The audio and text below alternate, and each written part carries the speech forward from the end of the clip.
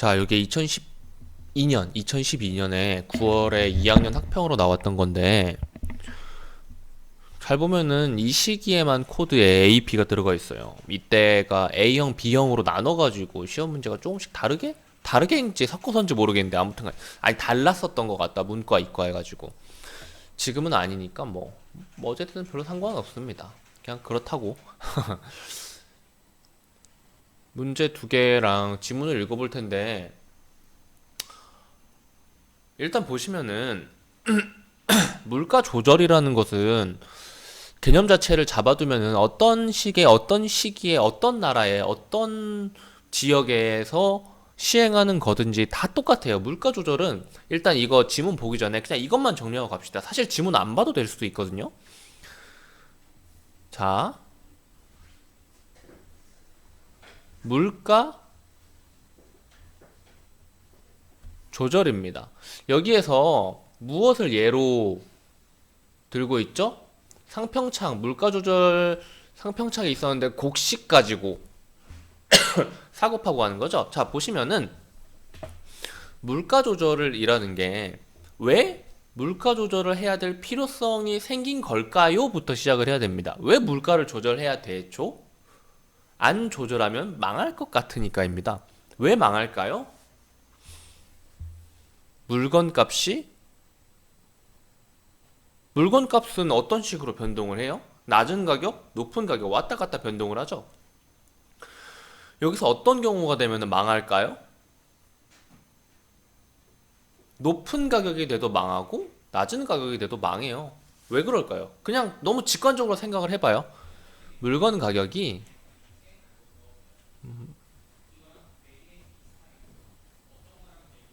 너무 높아. 물건 가격이 너무 낮아. 이거를 물가라고 생각하시면 돼요. 물건 가격을. 자, 너무 높으면 왜 망할까요?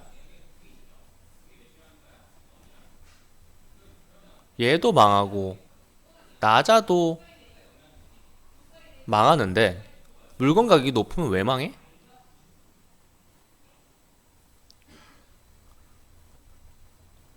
사는 사람이 피토한다. 그래서 사는 사람이 망하니까 당연히 파는 사람도 사는 사람한테 더 팔 수가 없게 되겠죠. 물건 가격이 낮아지면은 어떻게 돼요? 엄청 싸죠. 엄청나게 싸죠. 그러면 이거를 뭐 구입할 화폐가 모자란다 이런 건 차치하고서라도 물건 가격이 너무 싸지면은 파는 사람, 생산자가 망합니다. 이 망한 사람들이 지속적으로 생산 활동을 계속 할 수가 없어요. 그러니까 국내 경제가 안 좋아지는 거겠죠. 그렇기 때문에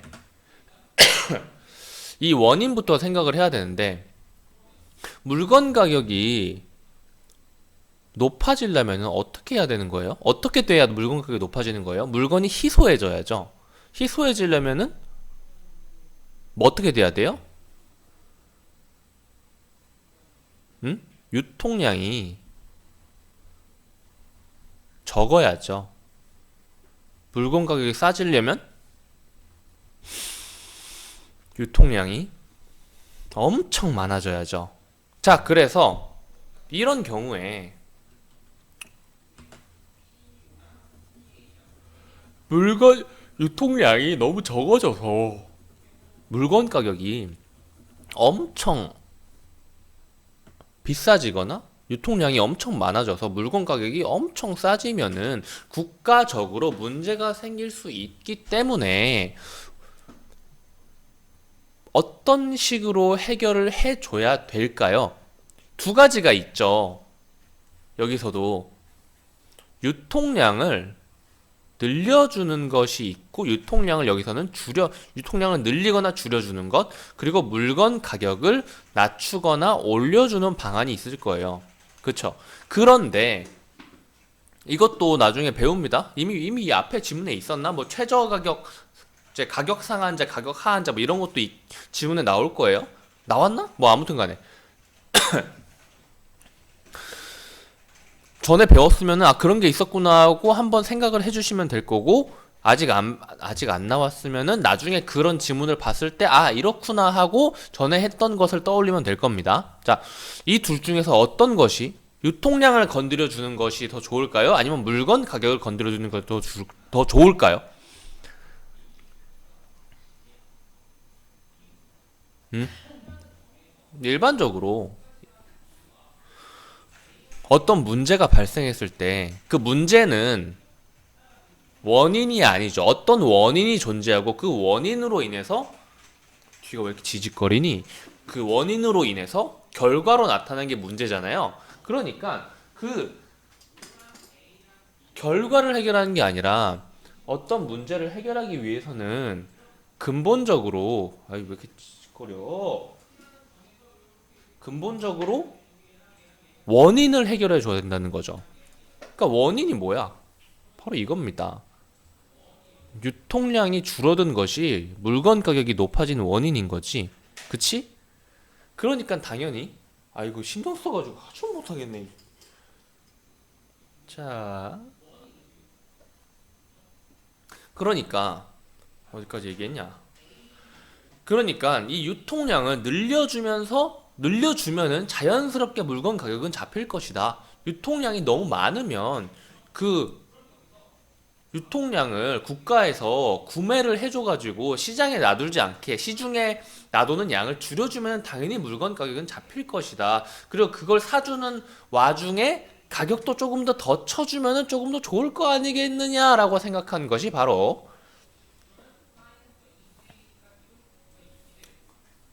방금 여기서 말했던 이것이 바로 상평 차이. 곡식에 봐봐요. 초록색으로 할까요? 아니면 파란색으로 할까요? 초록색으로 할게요. 아닌가? 그냥 검은색으로 할까? 자, 1번. 곡식의 가격이 하락하면 2번. 시가보다 비싸게 쌀을 구입하였다가 3번. 곡식의 가격이 상승하면 4번. 시가보다 싸게 방출하는 것이다. 여기에 전부 다 들어가 있습니다. 자, 곡식의 가격이 하락하면 어떻게 해요? 원인을 찾아 올라가서 유통량이 너무 많은 것이기 때문에 시가보다 방금 제가 말한 조금 더 비싸게 사줄 수도 있잖아. 사람들 다 힘들어 하니까. 그렇게 사주면서 유통량을 줄일 수 있게 나라에서 구매를 해주는 것이다. 그런데 이것뿐만이 아니라 곡식 가격이 너무 높아져 버릴 경우에 어떻게 해? 유통량을 늘려주기 위해서 가격 너무 비싸니까 좀 싸게 팔아주면서 조절을 한다. 여기 지금 다 나와 있는 거예요.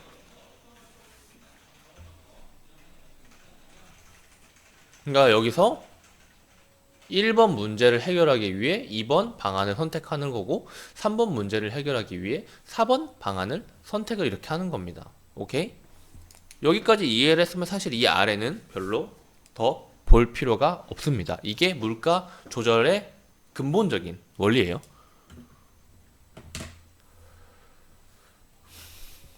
그런데 뭐 문제가 있으니까 일단 문제부터 보고 뭐 지문을 볼까요? 지문을 전부 다 봐도 되긴 하지만 저는 그냥 일단 문제만 보고 할게요. 여러분들은 아마 물가 조절에 대한 개념이 잘 안 잡혀 있으면 끝까지 읽긴 해야 될 거예요. 이 문제를 보고도 또 읽어야 될 수도 있습니다. 자, 위 글과 보기를 읽은 학생의 반응으로 적절하지 않은 것 찾는 문제고요. 자, 보기 볼까요? 정부는 국내 물가의 상승과 이로 인한 자국의 화폐 가치 급락을 우려하고 있다. 방금 전에 있었던 거죠?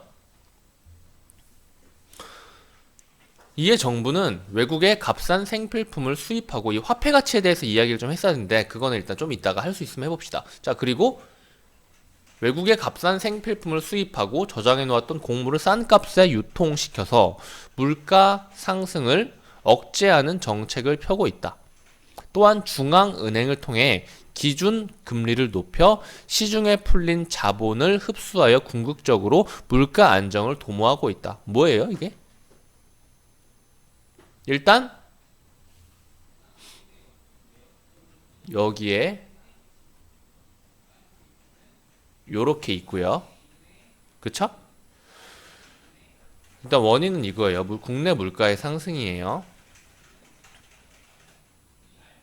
뭐라 그랬어요? 여기 다시 한번 써볼까요? 아니면 써진 거 있나요?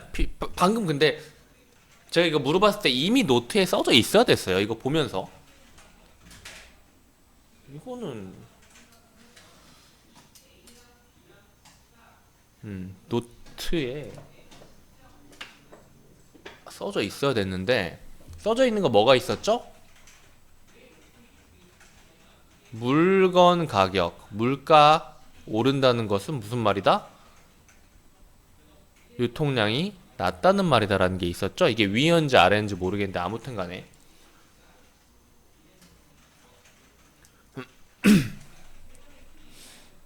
이 이야기를 한 거예요. 이럴 때 어떻게 된다고? 유통량을 늘려주는 정책을 해야 된다고요. 바로 이렇게. 그리고 또한 중앙은행을 통해 기준금리를 높여 시중에 풀린 자본을 흡수하여 궁극적으로 물가 안정을 도모하고 있는데 여기서도 궁극적으로 물건 가격을 낮추는 것을 도모하고 있는데 이 화폐에 대한 이야기도 해봐야 된다는 거예요. 여기서도 이 지문에 나와 있는데 제가 따로 이야기를 해줄게요. 이건 조선시대니까 이 조선시대 이야기는 아마 다시 안 나올 수도 있어요. 그러니까 기본적으로 화폐로 들어갑시다. 자, 보시면 지금 이 사이에서 이게 또 하나가 있단 말이야. 화폐라는 것을 생각을 하면 이 물건의 유통이라고도 생각할 수 있지만은 물건량이 많아서라고도 생각할 수 있지만은 또 요렇게도 생각을 할 수가 있어요. 물건 가격을 높이는 거는 물건의 유통량만 물건 가격을 높일 것 같아? 전혀 아니야. 다양한 원인이 있습니다. 그 중에 또 하나가 화폐인 거예요. 화폐. 왜? 왜? 왜 화폐 유통량이 물건 가격을 결정하지? 라고 생각을 한다면은 지금부터 딱 1분만 집중을 해보세요. 1분 내에 말할 수 있을지 모르겠는데 자, 어떤 물건이 있어요. A라는 나라에서 물건이 딱 하나가 있어요. A라는 나라 안에 있는 돈은 10,000원이에요. A라는 나라 안에는 이 물건 하나 돈 10,000원 이렇게밖에 없고 A라는 나라는 물건과 돈을 교환하는 그런 나라입니다. 그렇다면 이렇게밖에 없는 나라니까 당연히 이 물건과 이 돈을 교환하기 위한 그러니까 이 물건의 가격은 얼마겠어요? 10,000원이겠죠. 물건 가격이 10,000원인 거예요. 그런데 어느 날 멍청한 A국의 수장이 야, 우리나라도 부자가 돼보자. 야, 씨발 돈 찍어.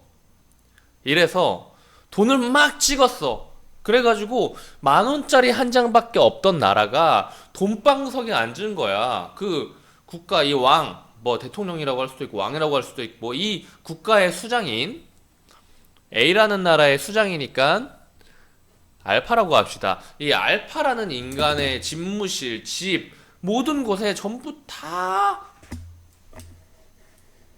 돈으로 채울 수 있을 만큼 돈을 찍어냈어요. 그게 얼마냐?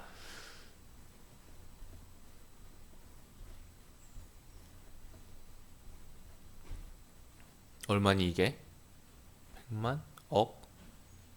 아이씨, 일십, 백, 천만, 일십, 백, 천만, 10만, 100만, 1000만, 억, 10억, 100억, 1000억. 딱 천억만 찍어냈다고 해봅시다. 1000억만 찍어낸 거야.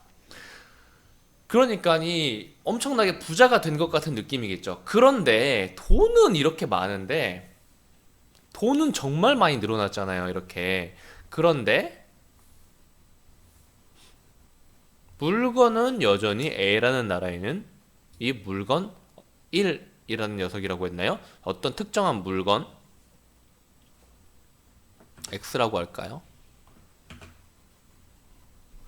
특정한 물건이 여전히 하나밖에 없었어요. 그리고 이 A라는 나라는 X랑 돈만 존재한다 그랬죠. 그렇다면 이 상황에서 X의 가치는 A 나라, A 국가 화폐로 얼마일까요? 여전히 10,000원일까요? 퍼센트로 생각을 해야죠. 이 당시에 돈을 찍어내기 전에 10,000원이라는 돈은 A라는 나라가 가지고 있던 돈의 몇 퍼센트? 100%였습니다. 그쵸? 돈을 새로 찍어낸 후에 10,000원은 몇 퍼센트죠? 그건 계산하기 싫다. 자, A라는 나라가 가진 돈의 100%는 돈을 찍어낸 후에 이렇게 됐죠. 요것도 100%, 요것도 100%. 그러니까 본질적으로 이 10,000원과 이 1,000억의 실질적인 가치는 변하지 않은 거예요. 이 X라는 물건을 구입하기 위해서 A나라는 그 나라 안에 있던 모든 돈을 전부 다 갖다 줘야만 교환을 할 수 있었다니까? 그런데 돈을 이렇게 존나게 찍어냈어. 그런데 이 상황에서 10,000원 갖다 준다고 X라는 물건을 교환할 수 있을까? 아니에요. 1,000억 다 가져다 줘야 그대로 교환이 성립을 합니다. 그러니까 결국은 돈을 많이 찍어낸다고 부자가 된 건 아니죠. 제가 왜 이런 이야기를 했느냐. 지금 1분 넘었잖아요. 2분, 3분 이야기한 것 같은데, 그러니까 결과적으로 화폐 유통량이 늘어나면은 물건 가격이 비싸진다는 거예요. 이 말은 돌려서 말하면 뭐예요? 물건의 가치는 높아지되 화폐의 가치가 낮아진다는 겁니다. 이런 거를 기반으로 해서 다음에 이게 환율로 넘어가는 거야. 우리나라에서 돈을 많이 찍어냈으면은 미국과 달러와의 환율은 어떻게 될까요? 우리나라 화폐의 가치가 내려가고 상대적으로 제자리에 있었던 미국 달러의 가치는 높아졌으므로 환율은 올라갑니다. 왜냐? 같은 1달러를 사기 위해서 지불해야 되는 우리나라 돈이 더 많아졌을 테니까. 왜냐? 우리나라 돈 많이 찍어내서 더 싸구려가 됐으니까. 10,000원 줘야 되는 거를 1,000억 줘야 되는 수 있다는 거죠. 그쵸? 이것이 실제로 있었던 일이에요. 궁금하죠? 너무 궁금해서 미칠 것 같죠? 하이퍼 인플레이션. 옛날에 독일이 동독, 서독 이렇게 나눠져 있었던 거 아시나요? 동서독이 통일이라고 보도 뭐하고 합쳐지고 나서였나? 동서독이 합쳐지고 나서 하이퍼 인플레이션이 한번 일어났었던 걸로 알고, 현재 베네수엘라 역시 베네수엘라처럼 보이네. 현재 베네수엘라 역시 하이퍼 인플레이션을 겪고 있습니다. 이게 몇 년 전, 내가 알고 있던 정보가 몇 년 전이라 지금도 똑같은지는 몰라요. 아무튼 그 동독 서독 그때 아주 옛날인데, 그때 당시에는 뭐였더라? 감자 1kg를 사기 위해서 수레 있잖아. 리어카 같은, 리어카 알죠? 그 수레, 한 수레에 지폐를 전부 다 쌓아가지고 가야 감자 1kg랑 바꿀 수 있었다. 뭐 그런 말도 있어요. 그 정도가 되는 거죠. 근데 그런 일이 있을 리는 없겠지만이라고 생각했지만은 현재 베네수엘라가 겪고 있는 거기 때문에 알아두면 좋아요. 하이퍼 인플레이션 궁금하면 한번 찾아가지고 인터넷에 쳐가지고 한번 봐보세요. 제가 여태까지 이야기했던 것들은 전부 다 뭐예요? 물가와 관련된 거니까 이 인플레이션이라는 단어와 불가분, 그러니까 논아서 생각할 수가 없으면 지금 다 연결이 된 거예요. 제가 일부러 뭐 강의처럼 딱딱딱 해주진 않았지만은 여기에서 이 지문에서 이제 우리가 생각할 수 있는 모든 그 개념을 설명을 해드린 겁니다. 그래서 이거 지울 거예요. 이제 뭔 이야기 하고 있었냐? 그래, 중앙은행을 통해 기준 금리를 높여 시중에 풀린 자본을 흡수하면 어떻게 돼요? 화폐 유통량 이자율을 높이면 아니 이건 너무 많아. 이자율을 높이면 얘 깊이 들어가면 진짜 많다니까. 이자율을 높이면 어떤 일이 벌어지나요? 아 이거 하느라고 내가 몇 개를 이야기를 하는 거야? 이거 그냥 간단하게 쉽게 설명해 줄 테니까 막 외우려고 하지 말고, 근데 이해가 안 가면 써놓고 반복해서 보기는 해야 돼요. 이자율이 높아지면 무슨 일이 일어나요? 원래 은행이 갖는 역할이 뭐예요? 원래 은행이 갖는 역할은 뭐예요? 기업에 대출을 해주고 민간에 예금을 받는다. 물론 이 기업이나 민간에서도 예금과 대출을, 기업에서도 예금을 할 수도 있고 민간에서 대출을 할 수도 있는데, 비율상 기업에서 사업을 하기 위해 대출을 하고 민간에서는 저축을 한다. 그래서 예금을 한다라고 생각을 합시다. 간단하게. 자, 그래서 은행의 원래 역할은 기업에는 돈을 빌려주는 거고 민간에는 돈을 받아오는 거예요. 돈을 보관해 주는 거예요. 그래서 이 은행에서는 이 돈 가지고 장난질하는 대가로 이자를 기업에는 이자를 돈을 빌려주니까 받음. 그쵸?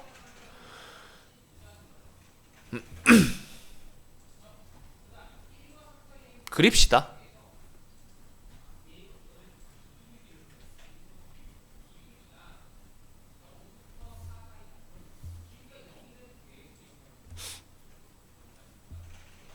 기업에는 돈을 빌려줍니다.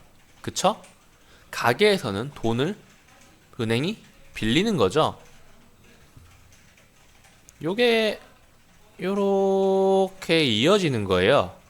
그리고 하나 더 추가를 하자면은 기업에서 가게로 요 빌렸던 돈을 가지고 월급이라고 해야 되나요? 봉급이라고 해야 되나요? 연봉이라고 해야 되나요?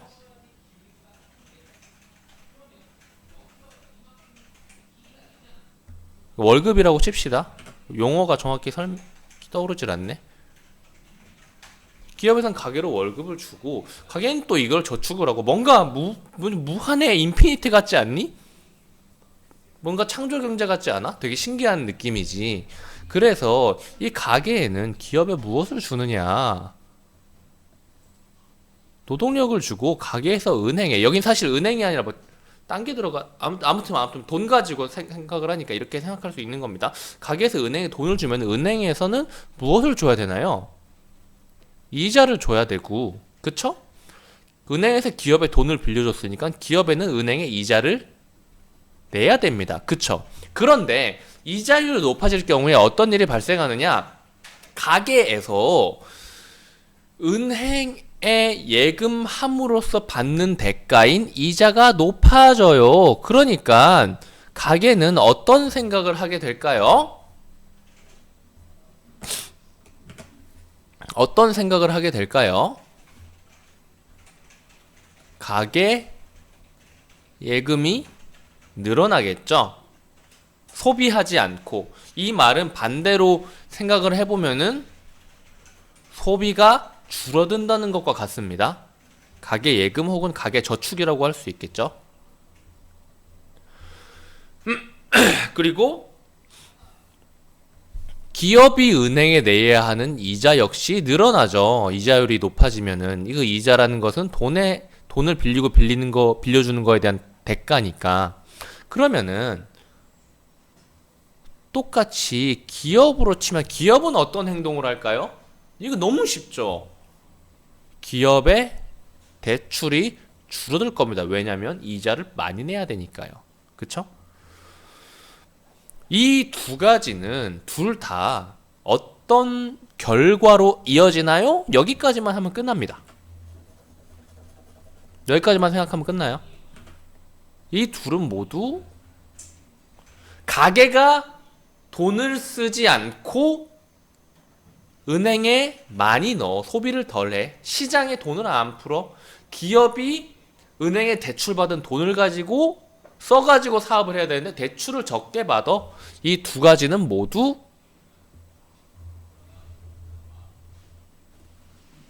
화폐 유통량을 줄이는 역할을 하게 되는 겁니다. 그것이 바로 이 중앙은행을 통해 기준금리를 높여 시중에 풀린 자본을 흡수라는 것과 같은 거예요. 그러니까 화폐 유통량이 줄어들면 어떻게 되는 거예요? 아까 얘기했죠. 돈을 많이 찍어내면 어떻게 돼요? 물건 가격이 높아진다고요. 물가가 안정되는 겁니다. 이 이야기를 하고 있는 거예요. 이걸 이야기하기 위해서 정말 제가 깊게 파고가지고 가장 기본이 되는 것들 몇 가지를 다 설명을 해드렸어요.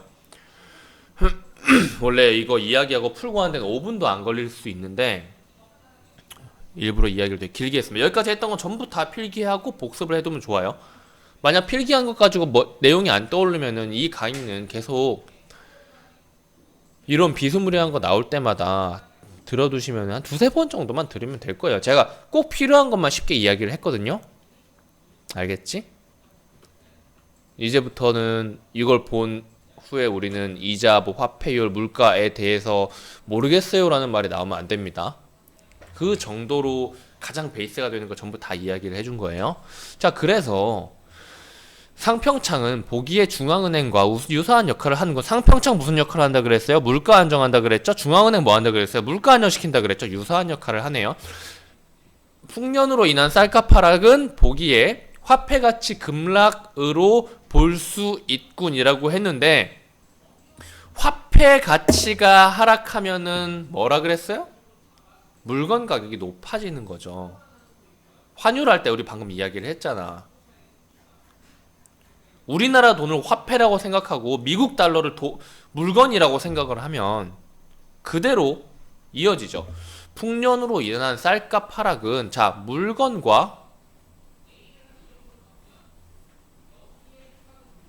화폐는 서로 반비례 관계에 있습니다. 물건 가치가 높아지면 화폐 가치는 낮아지는 거예요. 반대로 화폐 가치가 높아지면 물건 가치는 낮아지는 거예요. 쌀값이 하락됐다는 말은 화폐 가치의 급등으로 볼 수가 있는 거죠. 그래서 답은 2번. 나머지도 볼게요. 3번. 채매 정책은 보기에서 정부가 생필품을 수입하는 것에 해당하는 것. 채매 뭐예요? 상품을 시장으로부터 사들이는 것. 국가가 물가 조절에 필요한 상품을 시장으로부터 사들이는 것을 말했다. 정부는 물가 조절을 위해서 외국에 값싼 생필품을 수입하고 저장해 놓았던 곡물을 싼 값에 유통시키고 있다. 근데 여기에서 채매에서는 유통 쪽은 일단 안 건들고 있기 때문에 나머지 유통을 뺀 나머지 외국의 값싼 생필품을 수입하고 있는 것만 가지고 보면 둘은 똑같은 거죠. 외국에서 사고 있잖아요 라고 말해도 뭐 지금은 무역을 하고 있는데 어떻게 외국에서 사와도 우리나라 물가 안정을 위한 행동이라면 이 채매랑 같은 개념이라고 봐야 되는 거죠. 결국은 물가를 안정시키기 위해서 물건을 사들이는 행동이라는 근본적인 건 똑같으니까요. 4번 창저 정책은, 창저 뭐예요? 쌀을 저장하는 거래요. 보기에서 기준금리를 높인다. 기준금리를 높인다는 말이 뭐였죠? 시중에 풀린 자본을 흡수하여 물가 안정을 도모하는 것이랑 기준금리는 똑같은 말이죠. 이거를 쌀이라고 생각을 하면 어떻게 돼요? 시중에 풀린 쌀을 저장을 해가지고 유통량을 줄이면 쌀 가치는 좀 높아지겠죠. 물가도 엄청 쌌던 녀석을 저장하는 거니까 물가도 조금 비싸짐으로써 안정화. 쌀 때는 조금 비싸지게 해야 안정화하고 비쌀 때는 조금 싸지게 해야 안정화인 거예요. 그쵸? 둘 다 불안정한 상태니까 중간 정도가 제일 적당한 겁니다. 자, 그래서 읽어보면 세종 27년에는 풍년이 들었대요. 풍년이 들어 면포 한 필의 값이 쌀 15두였으나 성종 1년에는 흉년이 들어 면포 1필의 값이 쌀 4, 5두가 되었대요. 세종 27년이나 성종 1년이랑 몇 년 차이죠? 아무튼 간에 3배네요. 그래서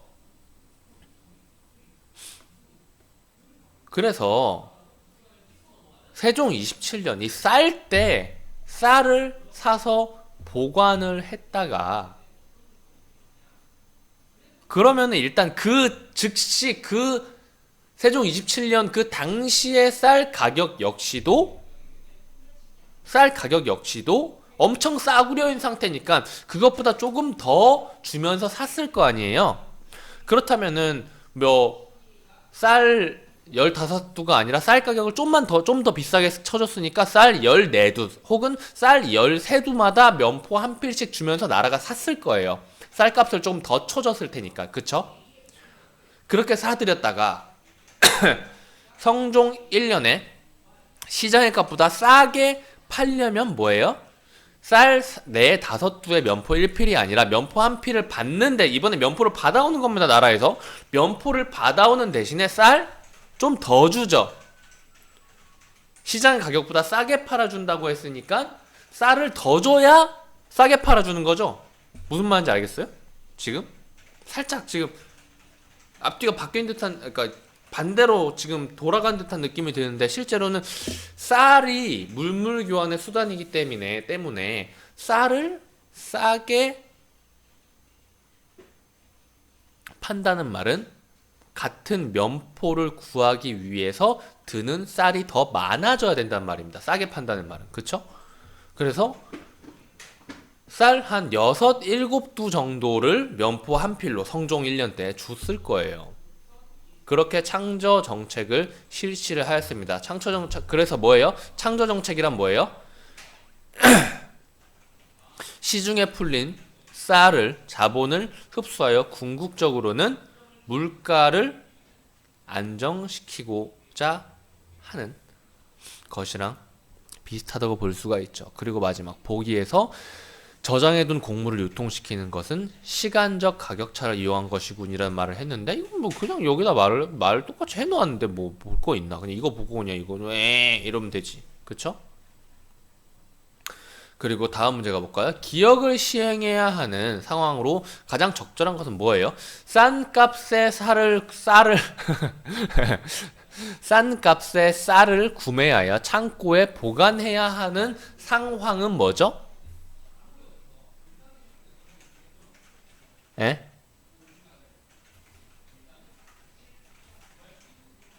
이게 뭐예요?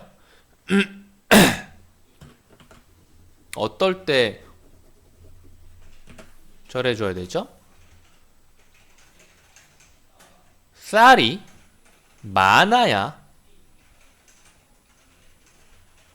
쌀 가격이 낮아지겠죠. 이때 구입한다 이겁니다. 그럼 뭐예요?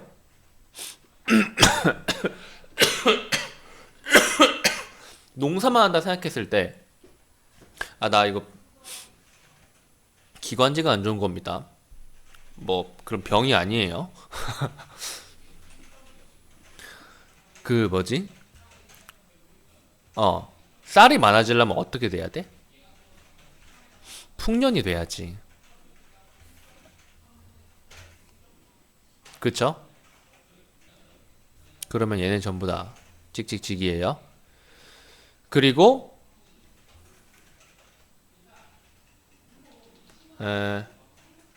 세종 27년에라고 했으니까 쌀을 이것보다 뭐예요? 조금 더 비싸게 사준다라는 거죠. 그쵸? 조금 더 비싸게 사주니까 15두보다 살짝만 덜 받을 거예요. 면포 하나를 주는 대신에. 그렇다는 것은 뭐예요?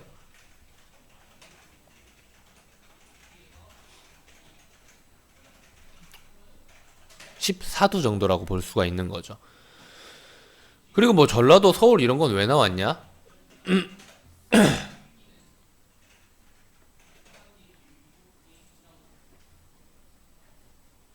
뭐 전라도 어디 있어? 아, 쌀값이 비교적 싼 전라도로부터 면포를 주고 쌀을 구입하여 서울의 쌀을 풀어 쌀값을 낮추는 채매 정책을 실시했다. 여기 안 읽어가지고 지금 이런 이야기를 하게 된 건데, 쭉 읽었으면 자연스럽게 연결이 전라도로 이렇게 됐겠죠. 그래서 1번, 답은 2번, 1번이었습니다. 35분 동안 이야기를 했는데 사실은 5분만 해도 다 할 수 있는 거였어요. 근데 얘기한 것들이 전부 다 필요합니다. 그러니까 이 지문 혹은 이 문제에서 강의를 요청을 했다면은 제가 얘기한 것들이 전부 다 필요한 상태라는 거예요. 그러니까 반드시 필기까지 다 하고 오늘 바로 이 강의를 받은 오늘 바로 필기를 카톡으로 제출하시기 바랍니다. 아시겠죠? 끝.